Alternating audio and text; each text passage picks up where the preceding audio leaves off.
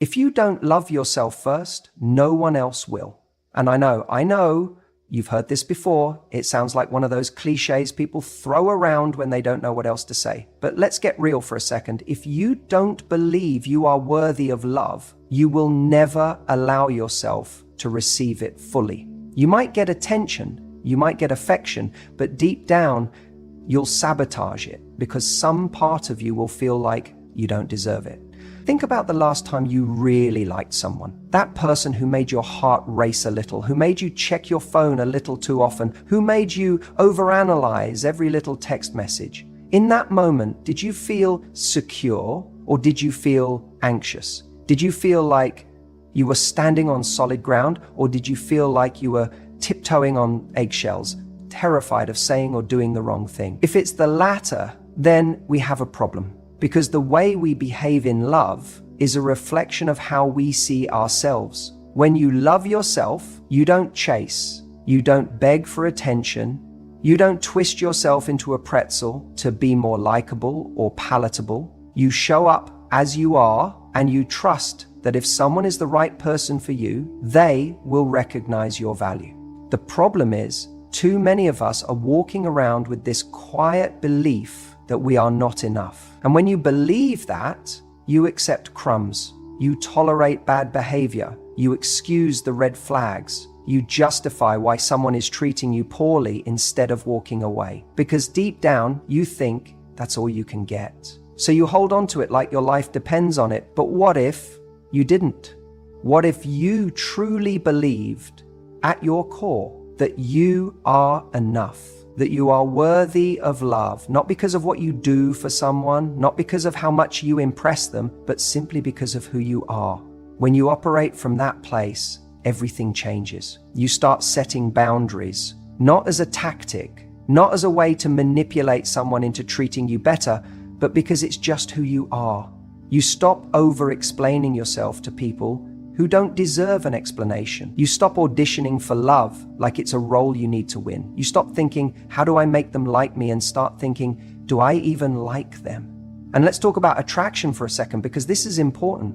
We've been sold this idea that the way to get someone to love you is to be more interesting, more successful, more attractive, more whatever. But the truth is, real attraction isn't about impressing someone. It's about connection. It's about making someone feel something when they are around you. And the only way to do that is to be fully, unapologetically yourself. Not the version of you that you think they'll like, not the version of you that plays it safe, but the real you. That's where confidence comes from, not from pretending to be something you're not, but from owning exactly who you are. Confidence isn't loud. It isn't arrogance. It isn't about being the most attractive person in the room. It's the quiet knowing that you are enough, regardless of who notices. And when you have that, you stop worrying so much about who stays and who goes. You stop bending over backward for people who wouldn't lift a finger for you. You stop wasting time on people who make you feel like you have to fight for their love. I want you to think about something for a second. If you knew without a shadow of a doubt that the right person was on their way to you, how would you act? Would you still be chasing the wrong ones? Would you still be settling for half-hearted effort? Would you still be waiting for someone to pick you? Or would you be out there living your life, knowing that when the right person shows up, they'll see your value without you having to prove it? And that's the key. The moment you stop looking for someone to complete you is the moment you become truly magnetic, because nothing is more attractive than a person who is already whole, a person who doesn't need someone else to feel worthy, a person who isn't afraid to be alone because they know their own company is just as valuable as anyone else's. So let me ask you this.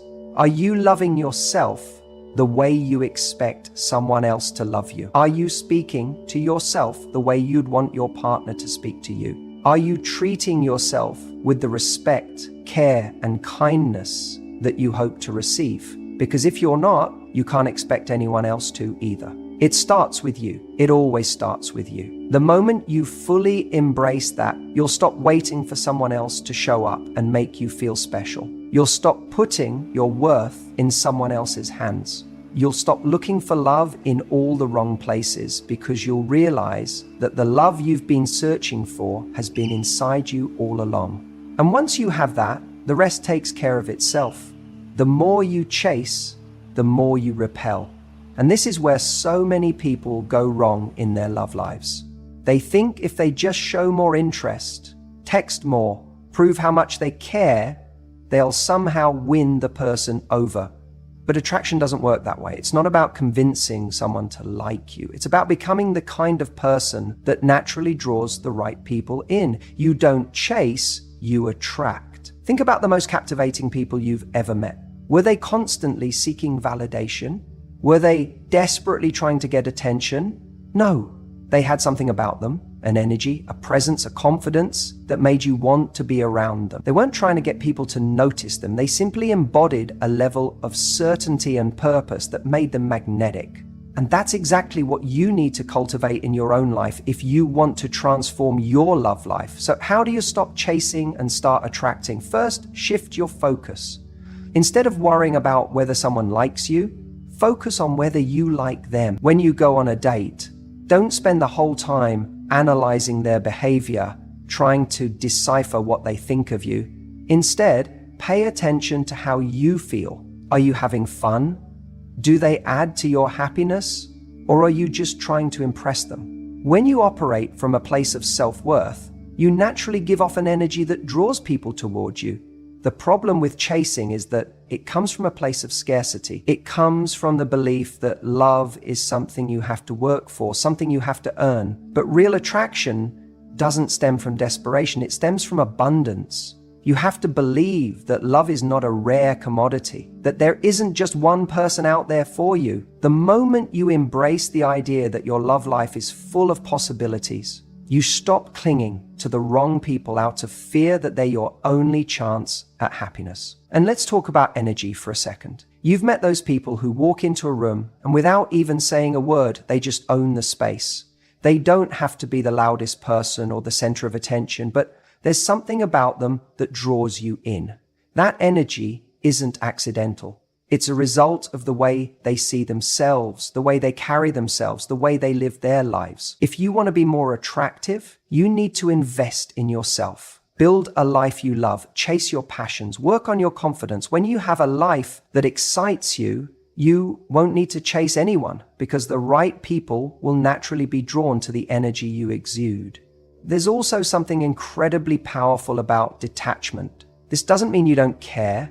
It doesn't mean you don't invest in relationships, but it does mean you don't need someone to validate you. You can want love without being desperate for it. You can enjoy someone's company without making them the center of your world. And paradoxically, the less you need someone, the more attractive you become. Because nothing is more powerful than knowing you're perfectly okay on your own. If you constantly find yourself in situations where you're the one putting in all the effort, initiating all the conversations, waiting by the phone for a text, hoping they'll finally see your worth, it's time to take a step back. Attraction is not about overextending yourself to prove you're good enough. The moment you start chasing, you send a message that says you are more valuable than me. And the moment someone senses that, they start pulling away. So here's what I want you to do. Stop trying to be chosen and start choosing. Stop making other people the prize and become the prize yourself. The right relationship isn't about convincing someone to want you. It's about two people recognizing each other's value and meeting in the middle.